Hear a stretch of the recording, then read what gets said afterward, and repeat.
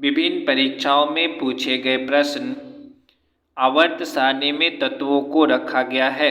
आवर्त सारणी में तत्वों को उसके बढ़ते हुए परमाणु संख्या के आधार पर रखा गया है। आंसर होगा डी।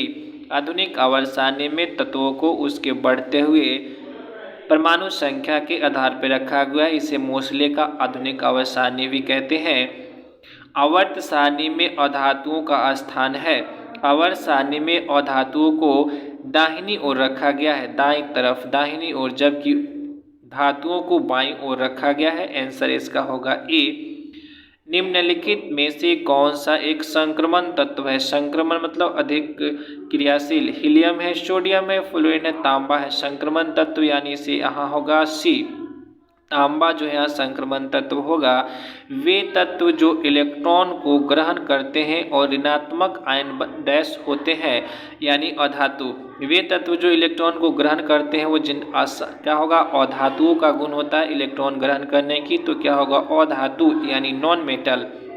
आधुनिक आवर्त सारणी आधारित है परमाणु क्रमांक पर यानी परमाणु संख्या पर। आधुनिक आवर्त सारणी बढ़ते हुए परमाणु संख्या के आधार पर रखा गया है, जिसकी खोजकर्ता मोसले है यानी इसका आंसर आपका डी होगा। निम्नलिखित में कौन सा तत्व सबसे अधिक अभिक्रियाशील है? तो सबसे अधिक अभिक्रियाशील तत्व होता है फ्लोरीन। ये इन सबों में सबसे अधिक क्रिया के लिए तो फ्लोरीन, ये हैलोजन ग्रुप का एलिमेंट है फ्लोरीन, जिसकी परमाणु संख्या होती है 9। प्रश्न है किस तत्व की उच्चतम इलेक्ट्रॉन एफिनिटी है? उच्चतम इलेक्ट्रॉन एफिनिटी मतलब इलेक्ट्रॉन ग्रहण करने की क्षमता सबसे अधिक क्लोरीन की होती है। यहाँ आप ये सोच रहे हैं कि इलेक्ट्रॉन एफिनिटी का मान जो तत्व सबसे अधिक इलेक्ट्रोनेगेटिव है, तो इलेक्ट्रोनेगेटिव सबसे अधिक क्या है? फ्लोरीन है। लेकिन इसका साइज कम होने के कारण ये इलेक्ट्रॉन उतना ज़्यादा ग्रहण नहीं करने चाहता जितना कि क्लोरीन, यानी क्लोरीन की इलेक्ट्रॉन एफिनिटी का वैल्यू सबसे अधिक आता है। आंसर सी होगा। निम्नलिखित में कौन परिवर्ती संयोजकता प्रदर्शित करते हैं? परिवर्ती मतलब बदलती हुई। सोडियम, क्रोमियम, कॉपर और बी और सी।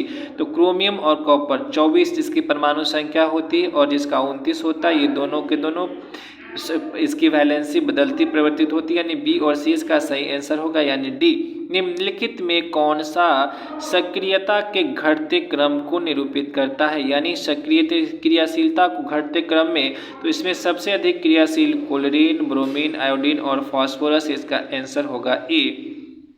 निम्नलिखित में से कौन सा परिरक्षण आर्सेनिक इसके लिए प्रयुक्त नहीं होता? रिनमान ग्रीन परीक्षण, क्या ना? रिनमान ग्रीन परीक्षण आंसर डी होगा। तत्वों का सबसे पहले वर्गीकरण किया था डोवेरेनियन ने। तत्वों को सबसे पहले वर्गीकरण करने का प्रयास कौन किया था? तो डोवेरेनियन ने। आवर्त सारणी का यहाँ पुनः हम एक बार तत्वों का सबसे पहले वर्गीकरण किया था। तत्वों को सबसे पहले वर्गीकरण का प्रयास लेबोजियर ने किया था और 2 वर्गों में धातु अधातु में बांटा था। उसके बाद डोवेरेन का तिर्यक नियम आया, उसके बाद न्यूलैंड का अष्टक नियम आया, उसके बाद मेंडलीव पीरियोडिक टेबल आया और उसके बाद आपको मॉडर्न पीरियोडिक लॉ या मोसले का लॉ आया।